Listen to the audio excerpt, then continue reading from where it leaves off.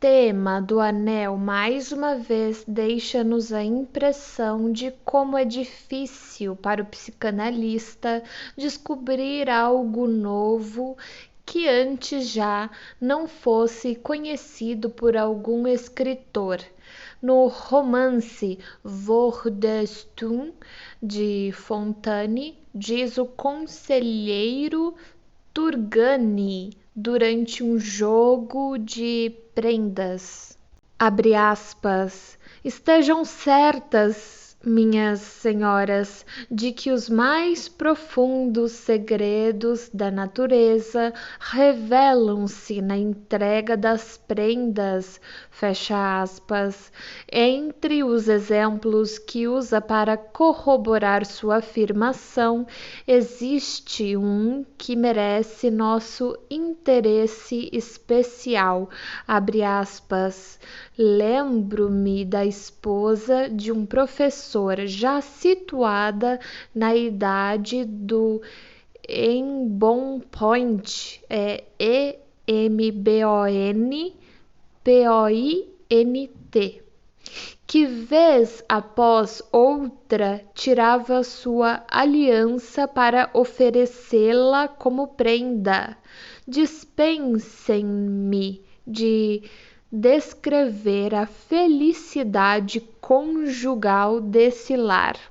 Fecha aspas, e prossegue, abre aspas, nesse mesmo grupo havia um cavalheiro que nunca se cansava de depositar no colo das damas seu canivete inglês, com 10 lâminas, saca-rolhas e isqueiro, até que esse monstro afiado, depois de rasgar vários vestidos de seda, finalmente desapareceu ante os clamores de indignação. Fecha aspas.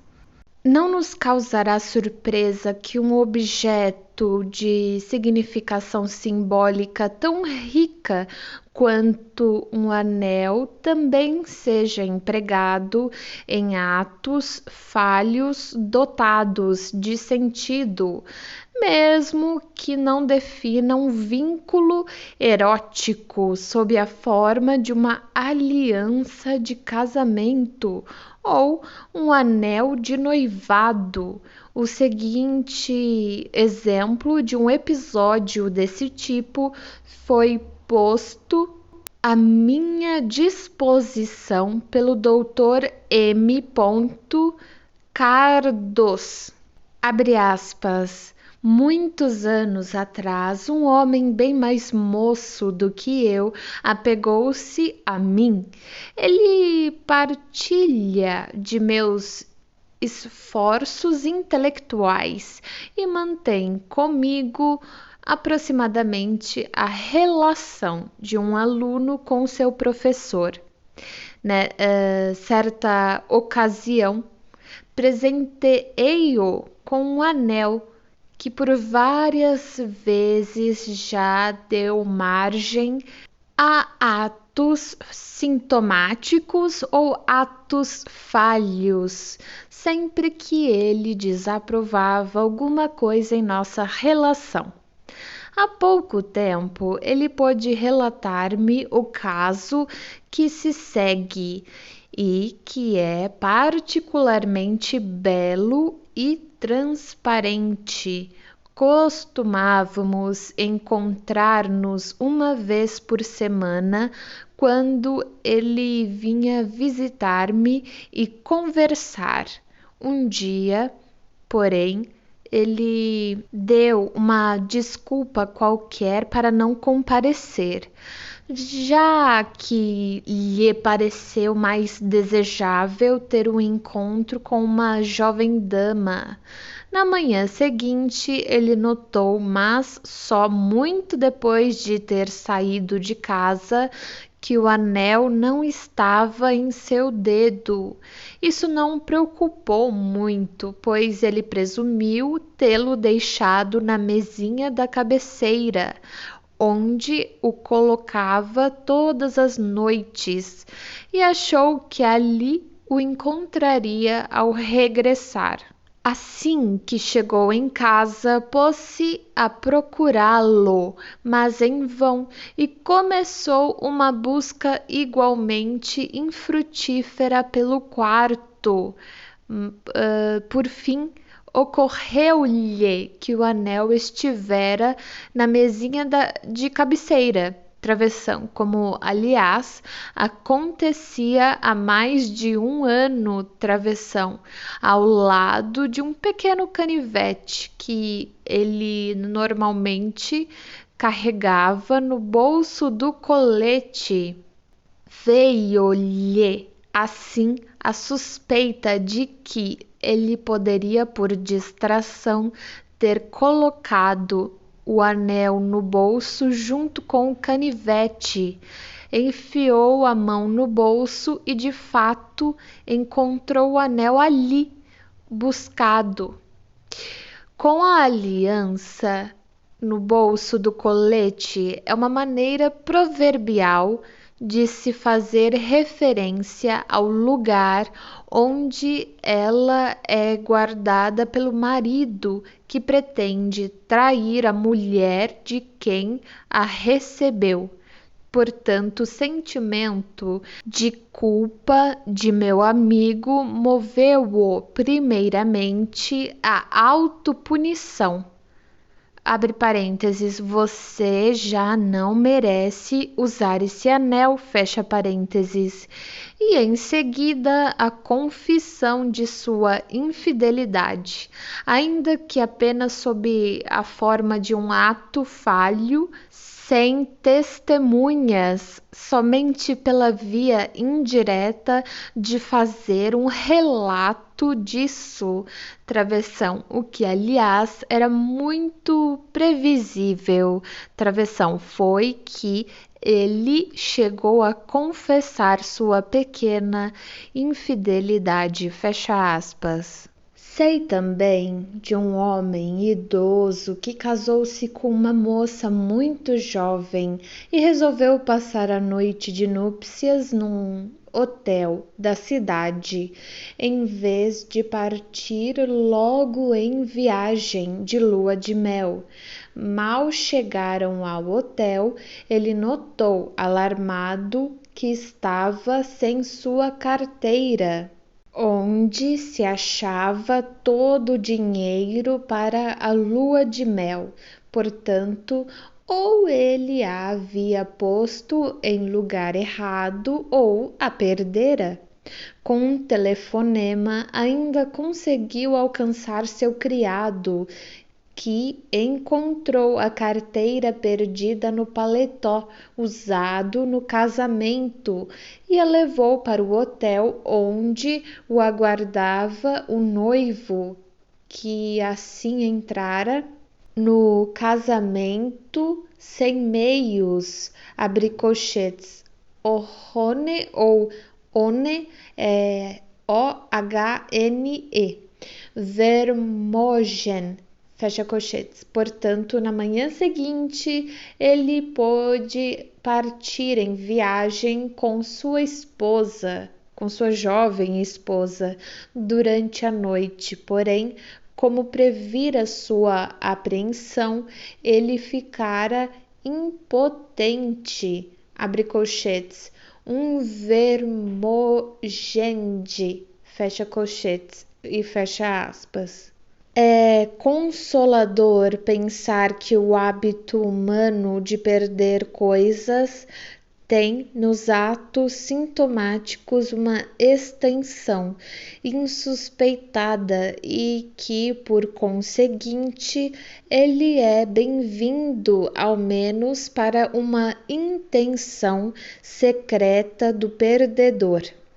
Com frequência, ele é apenas uma expressão de desapreço pelo objeto perdido ou de uma antipatia secreta por ele ou pela pessoa de quem ele provém.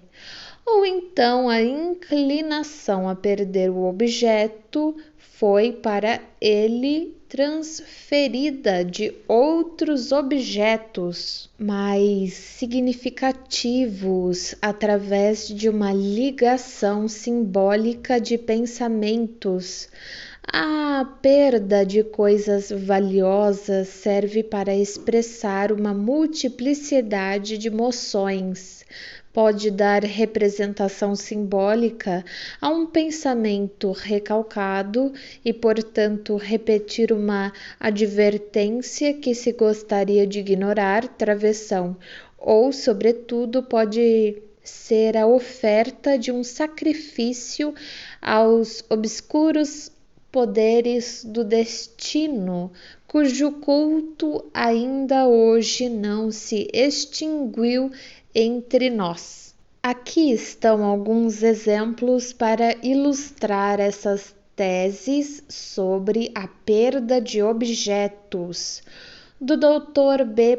Datner, abre aspas. Um colega contou-me que perdera inesperadamente a lapiseira, entre aspas, Pencala, que já tinha há mais de 2 anos e valorizava muito por sua qualidade superior. A análise revelou os seguintes fatos. No dia anterior, meu colega recebera de seu cunhado uma carta extremamente desagradável que terminava com esta frase: abre aspas. Atualmente não tenho nem vontade nem tempo para sustentar sua frivolidade e sua preguiça, fecha aspas. O afeto ligado a essa carta foi tão poderoso que no dia seguinte meu colega sacrificou prontamente a lapiseira que fora um presente desse cunhado, para que os favores dele não lhe pesassem demais, fecha aspas. Uma dama conhecida minha absteve-se de ir ao teatro, como é compreensível, enquanto estava de luto pela morte da mãe idosa.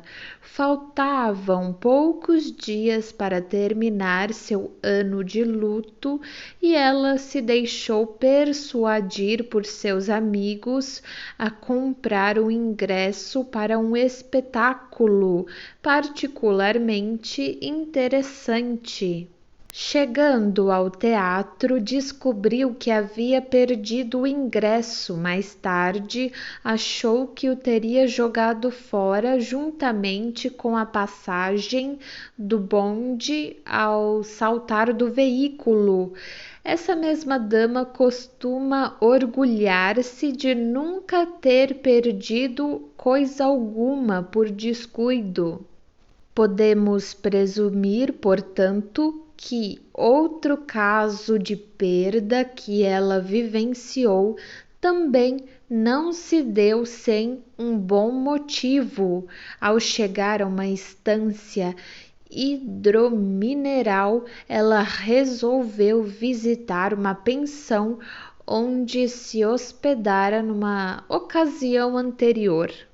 Receberam-na como uma velha amiga, hospedaram-na e, quando ela quis pagar, disseram-lhe que se considerasse convidada da casa, o que não lhe pareceu nada correto. Concordaram em que ela deixasse alguma coisa para a criada, por quem fora servida, de modo que ela abriu a bolsa e colocou sobre a mesa uma nota de 1 marco. À noite, o servente da pensão entregou-lhe uma nota de 5 marcos, que fora achada embaixo da mesa e que, no entender da dona da pensão, deveria pertencer à senhorita. Logo, ela devia tê-la deixado cair da bolsa ao retirar a gorjeta para a criada. Provavelmente quisera pagar sua conta, apesar de tudo. Um artigo um pouco mais extenso de Otto Rank, 1911, serve-se da análise dos sonhos para expor a disposição sacrificial que constitui a base desses atos, entre colchetes de perda, e revelar suas motivações mais profundas. É interessante ele acrescentar em seguida que muitas vezes não apenas perder objetos, mas também achá-los parece ser psicologicamente determinado. O sentido em que se deve entender isso pode ser inferido da seguinte observação dele, que aqui incluo Henk, 1915. É óbvio que na perda o objeto já está dado, no achado é preciso primeiro procurá-lo. Abre aspas, uma jovem que dependia materialmente de seus pais queria comprar uma joia barata. Na loja perguntou o preço do objeto de seu agrado, mas ficou desapontada ao descobrir que custava mais do que a soma de suas economias. E, no entanto, apenas a falta de 2 coroas a separava desse pequeno prazer. Com o ânimo abatido, começou a perambular em direção à casa pelas ruas da cidade, repleta das multidões do entardecer.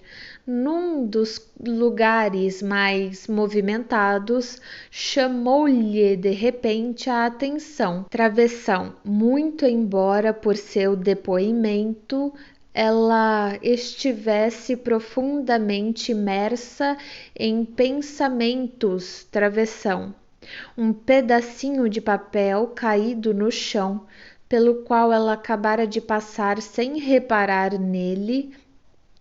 Ela se voltou, apanhou-o e ficou atônita ao constatar que era uma nota de 2 coroas dobrada. Pensou consigo mesma: isto me foi enviado pelo destino para que eu possa comprar a joia. E retomou alegremente o caminho de volta, pensando em aproveitar esse sinal. No mesmo instante, porém, disse a si mesma que não deveria fazê-lo, pois dinheiro achado é dinheiro da sorte e não deve ser gasto. O pouquinho de análise que tornaria inteligível esse ato casual provavelmente pode ser inferido da situação descrita. Mesmo sem informações pessoais da própria moça. Entre os pensamentos que a entretinham enquanto ia para casa, os relativos à sua pobreza e às suas restrições materiais, sem dúvida devem ter estado em primeiro plano. Além disso, podemos presumir que essa reflexão tenha assumido a forma de uma eliminação desejada de sua situação precária. A ideia da maneira mais fácil de obter a quantia necessária, por certo, há de ter surgido do interesse dela em realizar seu modesto desejo e há de ter sugerido a solução mais simples, ou seja, achar o dinheiro.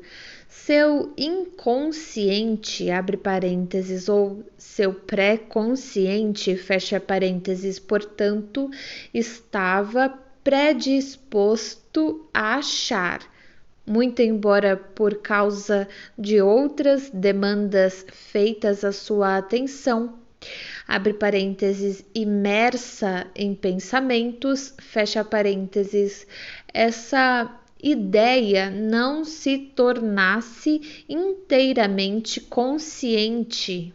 Podemos ir mais além e, com base em casos semelhantes já analisados, afirmar inclusive que a disposição de busca inconsciente tem muito mais probabilidade de êxito do que a atenção conscientemente dirigida. De outro modo, seria quase impossível explicar como foi que justamente essa pessoa, dentre as muitas centenas de transeuntes e ainda sob as condições agravantes da iluminação crepuscular deficiente e da densa multidão, pôde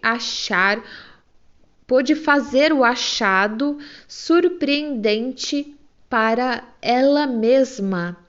A grande amplitude dessa disposição inconsciente ou pré-consciente é realmente indicada pelo fato notável de que depois desse achado, travessão, isto é, no momento em que essa atitude já se tornara supérflua e certamente já escapara da atenção consciente, travessão, a moça encontrou um lenço mais adiante, a caminho de casa, num trecho escuro e solitário de uma rua de subúrbio, fecha aspas. É mister dizer que são exatamente esses atos sintomáticos que costumam oferecer a melhor abordagem para a compreensão da vida anímica íntima das pessoas. Quanto aos atos casuais esporádicos, quero comunicar um exemplo que admitiu uma interpretação mais profunda, mesmo sem análise. Ele ilustra com clareza as condições em que tais sintomas podem ser produzidos de maneira inteiramente despercebida e me permite acrescentar uma observação de importância prática. Numa viagem de férias de verão, tive de aguardar alguns dias em determinado local pela chegada de meu companheiro de viagem. Nesse meio tempo, travei conhecimento com um jovem que também parecia solitário e se dispôs a juntar-se a mim. Como estávamos hospedados no mesmo hotel, era natural que compartilhássemos todas as refeições e fizéssemos alguns passeios juntos. Na tarde do terceiro dia, ele me disse de repente estar esperando sua esposa, que chegaria à noite no trem expresso. Isso despertou meu interesse psicológico, pois já de manhã eu havia reparado que meu companheiro rejeitara minha proposta de fazermos uma excursão mais longa e, em nosso breve passeio, não quisera seguir certo caminho por considerá-lo íngreme e perigoso demais. Durante nosso passeio vespertino, ele comentou de repente que eu sem dúvida estaria com fome e que não deveria atrasar meu jantar por sua causa, pois ele iria aguardar a chegada da esposa e cearia com ela. Entendi a mensagem e sentei-me para jantar enquanto ele seguia para a estação. Na manhã seguinte, encontramo-nos no vestíbulo do hotel. Ele me apresentou a sua mulher e depois disse, abre aspas, o senhor vai tomar café conosco, não vai? Fecha aspas. Eu ainda tinha que fazer uma pequena compra na rua ao lado, mas prometi voltar logo. Ao entrar na sala onde era servido o desjejum, vi o casal sentado do mesmo lado de uma mesinha, junto à janela. Do outro lado havia apenas uma cadeira, mas em seu encosto estava pendurada a grande e pesada capa do marido, cobrindo o assento. Entendi perfeitamente o sentido daquele arranjo da capa, que por certo não fora deliberado, e por isso mesmo era muito mais expressivo. Queria dizer, abre aspas, aqui não há lugar para o senhor, sua presença agora é supérflua. Fecha aspas. O marido não percebeu que eu estava parado diante da mesa sem me sentar, mas a mulher percebeu e logo cutucou o marido sussurrando, abre aspas, olhe, você ocupou a cadeira do cavalheiro, fecha aspas. Essa e outras experiências semelhantes levaram-me a concluir que os atos realizados de maneira inadvertida tornam-se inevitavelmente uma fonte de mal entendidos nas relações humanas. O agente que nada saber da existência de uma intenção ligada a esses atos não acha que eles lhe sejam imputáveis e não se sente responsável por eles. A outra pessoa, ao contrário, uma vez que geralmente baseia nesses atos, entre outros, suas conclusões sobre as intenções e modos de pensar do parceiro, sabe mais dos processos psíquicos do outro do que ele próprio se dispõe a admitir ou acredita ter comunicado. Mas o agente fica indignado quando essas conclusões, extraídas de seus atos sintomáticos, lhe são apresentadas. Declara que não tem fundamento, pois não teve consciência da intenção ao realizá-los e se queixa de ter sido mal interpretado pela outra pessoa. A rigor, esses mal entendidos baseiam-se numa compreensão excessiva e também demasiadamente refinada. Quanto mais nervosas são duas pessoas, mais elas se dão motivos para desentendimentos cuja responsabilidade é tão terminantemente negada por cada uma em relação a si mesma quanto é considerada certa em relação à outra.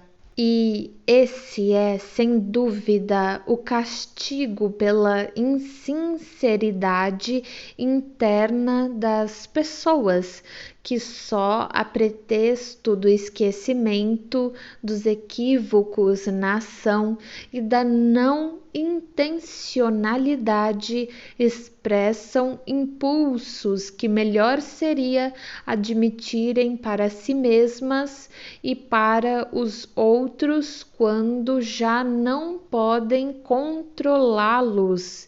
De fato, pode-se dizer genericamente que cada pessoa pratica, em termos contínuos, uma análise psíquica de seus semelhantes e por isso aprende a conhecê-los melhor do que eles próprios se conhecem. O caminho para se observar o preceito do aí tem um espaço em branco. Passa pelo estudo dos próprios atos e omissões aparentemente acidentais. Dentre todos os escritores que ocasionalmente se pronunciaram sobre os pequenos atos sintomáticos e atos falhos, ou que se valeram deles, nenhum entendeu tão claramente sua natureza secreta ou os apresentou de modo tão insolitamente verossímil quanto Strindberg, cuja genialidade para reconhecer tais coisas apoiava-se de fato numa grave anormalidade psíquica. O Dr. Carl Weiss, W-E-I-S-S, de Viena, 1913, chamou a atenção para o seguinte trecho de uma das obras de Strindberg. Passado algum tempo, o conde realmente chegou e se aproximou de Esther calmamente, como se tivesse marcado um encontro com ela. Você esperou muito? Perguntou ele com sua voz baixa. 6 meses, como você sabe, travessão, respondeu Esther, travessão. Mas foi hoje que você me viu? Sim, agora mesmo, no bonde, e olhei em seus olhos, acreditando falar com você. Muita coisa aconteceu desde a última vez. Sim, e achei que tudo estava acabado entre nós. Como assim? Todos os presentinhos que recebi de você se quebraram e ainda por cima misteriosamente, e isso é um aviso antigo. Não diga, agora me lembro de uma porção de acontecimentos que julguei acidentais. Uma vez ganhei uns óculos de presente de minha avó, na época em que éramos boas amigas. As lentes eram de cristal, de rocha polido, excelentes para as autópsias, uma verdadeira maravilha que eu tratava com o maior cuidado. Um dia cortei relações com a velha e ela ficou com raiva de mim. E na autópsia seguinte, as lentes caíram do aro sem nenhum motivo para isto. Pensei que os óculos simplesmente estavam quebrados e mandei consertá-los, mas não, eles continuaram a me recusar seus serviços, foram postos numa gaveta e se perderam. Não diga! É curioso como as coisas relativas aos olhos são as mais sensíveis. Eu tinha um par de binóculos que ganhei de um amigo. Ajustavam-se tão bem aos meus olhos, que era um prazer usá-los. Esse meu amigo e eu nos desentendemos. Sabe como é? Isso acontece sem nenhuma causa visível. É como se não se pudesse ficar de acordo. Na vez seguinte em que eu quis usar o binóculo, não consegui enxergar com clareza. A trave estava curta demais e eu via duas imagens. Nem preciso dizer que a trave não havia encurtado e que a distância entre meus olhos também não aumentara. Foi um desses milagres que acontecem todos os dias e que os maus observadores não percebem. A explicação? A força psíquica do ódio é muito maior do que supomos. Aliás, o anel que você me deu perdeu a pedra e não se deixa consertar. Não deixa mesmo. Você quer se separar de mim agora? Reticências, fecha aspas, abre parênteses. The Gothic Rooms, fecha ou Rooms, é ROOMS, fecha parênteses. Também no campo dos atos sintomáticos, a observação psicanalítica tem de conceder prioridade aos autores literários. Ela só consegue repetir o que eles já disseram há muito tempo. Wilhelm Strauss chamou minha atenção para o seguinte trecho do famoso romance humorístico Tristram Shandy de Lawrence Sterne, volume 6, capítulo 5, abre aspas, reticências. E não me surpreende nem um pouco que Gregório de Nazianzo, ao observar os gestos apressados e rebeldes de Juliano, previsse que ele um dia se tornaria um apóstata. Travessão. Ou que Santo Ambrósio tenha posto seu amanuense porta afora por causa de um movimento indecente que ele fazia com a cabeça, indo para frente e para trás como um malho, travessão. Ou que Demócrito tenha imaginado que Protágoras era um erudito ao vê-lo amarrar um feixe de lenha e colocar os gravetos mais finos na parte de dentro. Há milhares de indícios despercebidos, prosseguiu meu pai, que permitem ao olhar perspicaz penetrar de imediato na alma humana, e afirmo, acrescentou ele, que nenhum homem sensato tira seu chapéu ao entrar num aposento ou torna a pegá-lo ao sair dele, sem que lhe escape algo que o revela, fecha aspas. Aqui acrescento uma pequena e variada coleção de atos sintomáticos observados em pessoas sadias e em neuróticos.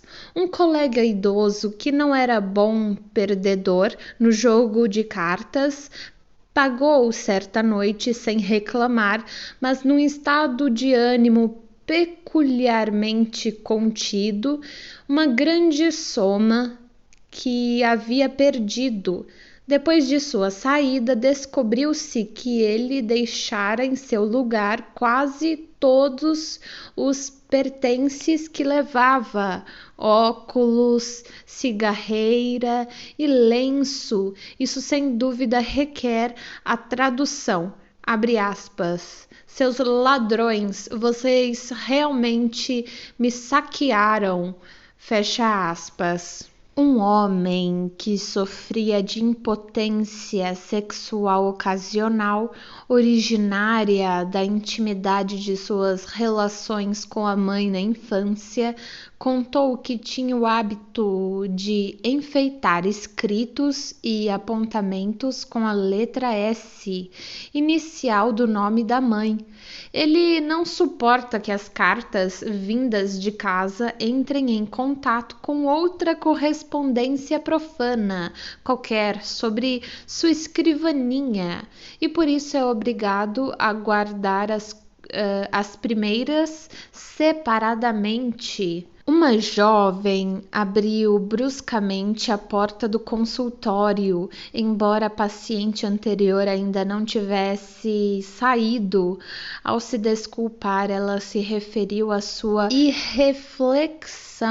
Logo ficou claro que ela havia demonstrado a curiosidade que no passado a fizera entrar no quarto dos pais.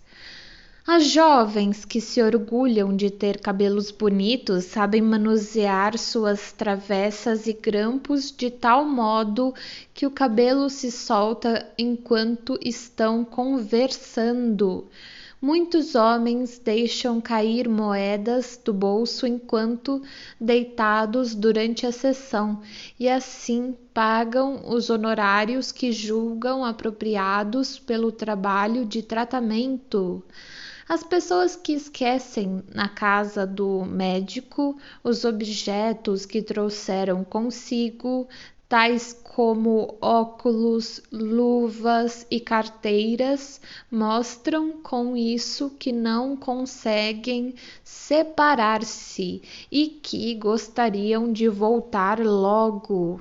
Ernest Jones, 1911, diz, abre aspas, quase se pode medir o êxito com que um médico pratica psicoterapia, por exemplo, pelo tamanho da coleção de guarda-chuvas, lenços, carteiras, etc., que ele consegue fazer em um mês. Fecha aspas. Os menores atos habituais executados com um mínimo de atenção, tais como dar corda no relógio antes de dormir, apagar a luz antes de sair do quarto, etc., vez por outra ficam sujeitos a perturbações que demonstram de maneira inconfundível a influência de complexos inconscientes sobre os hábitos aparentemente mais arraigados. Maeder conta na revista Coenobium 1909, o caso de um médico residente que resolveu ir à cidade certa noite para cuidar de um assunto importante, embora estivesse de plantão e não devesse sair do hospital. Ao voltar, ficou surpreso por ver a luz acesa em seu quarto. Esquecera-se de apagá-la ao sair, coisa que nunca deixara de fazer antes, mas logo entendeu o motivo desse esquecimento. O diretor do hospital que morava na casa naturalmente deduzira pela luz no quarto do médico residente que ele estava no hospital. Um homem sobrecarregado de preocupações e sujeito a abatimentos ocasionais assegurou-me que em geral encontrava seu relógio sem corda pela manhã, quando na noite anterior a vida lhe parecera demasiadamente dura e hostil. Com essa omissão, deixando de dar corda no relógio, ele expressava simbolicamente que pouco lhe importava viver o dia seguinte. Outro homem que não conheço pessoalmente escreve, abre aspas, depois de atingido por um duro golpe do destino, a vida me pareceu tão dura e hostil que achei que não teria forças suficientes para atravessar o dia seguinte. Notei então que quase todos os dias esquecia-me de dar corda em meu relógio, coisa que nunca omitira antes, pois era algo que eu fazia regularmente antes de ir para a cama, como um ato quase mecânico e inconsciente. Agora só muito raramente me lembrava de fazê-lo, e só quando tinha algo importante ou especialmente interessante no dia seguinte. Seria também isso um ato sintomático? Não pude dar-me nenhuma explicação, fecha aspas. Quem se der o trabalho, como fizeram Jung 1907 e Maeder 1909, de observar as melodias que cantarola inintencionalmente e com frequência sem percebê-lo, poderá descobrir com bastante regularidade a relação entre as palavras da canção e o assunto que está ocupando sua mente. Também os determinantes mais sutis da expressão dos pensamentos na fala ou na escrita merecem uma consideração cuidadosa. Em geral, se acredita que se é livre para escolher as palavras com que se revestem os pensamentos ou as imagens com que eles são disfarçados. Uma observação mais atenta mostra que outras considerações determinam essa escolha e que, por trás da forma de expressão do pensamento, vislumbram-se um sentido mais profundo, muitas vezes não deliberado. As imagens e falares de que uma pessoa se serve preferencialmente poucas vezes deixam de ter importância para o juízo que se faz dela, e outros continuamente se revelam alusões a um tema que se mantém em segundo plano no momento, mas que afetou poderosamente o falante. Ouvi em determinada época, em meio a conversas teóricas, alguém usar repetidamente essa construção. Abre aspas, quando uma coisa de repente nos atravessa a cabeça, reticências, fecha aspas. Só que eu sabia que recentemente ele recebera a notícia de que uma bala russa havia atravessado o capacete que seu filho portava.